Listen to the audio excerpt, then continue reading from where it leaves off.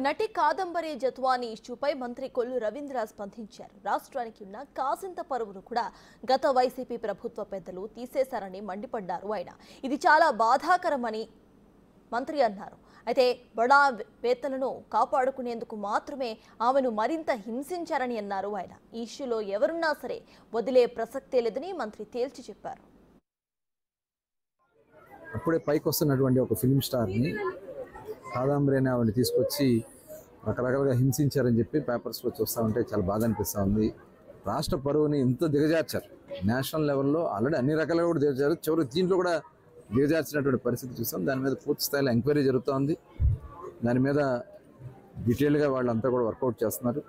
దీంట్లో ఎవరు బాధ్యులు? ఎందుకంటే దీంట్లో పాత్ర మొత్తం కూడా ముఖ్యమంత్రి గారే ఒక బడా పారిశ్రామికవేత్తను కాపాడటం కోసం స్వయంగా ముఖ్యమంత్రి గారి ఆదేశాల ప్రకారం సజ్జల రామకృష్ణారెడ్డి గారు పర్యవేక్షణలో ఒక ఐఏఎస్ అధికారి, ఐపీఎస్ అధికారి ఇష్టారాజ్యంగా మరి చేసి వాళ్ళని హింసించారని చెప్పి న్యూస్ పేపర్లో వాళ్ళు ఇచ్చినటువంటి సంభాషణ కూడా చూడడం జరిగింది. ఇది చాలా దురదృష్టకరం. రాష్ట్ర పరువుని అన్ని రకాలుగా దోచుకున్నారు, అన్ని రకాలుగా ప్రజల్ని ఇబ్బంది పెట్టారు. చివరికి పరువులు తీసే విధంగా కూడా కార్యక్రమాలు జరిగినాయి. ఎవరిని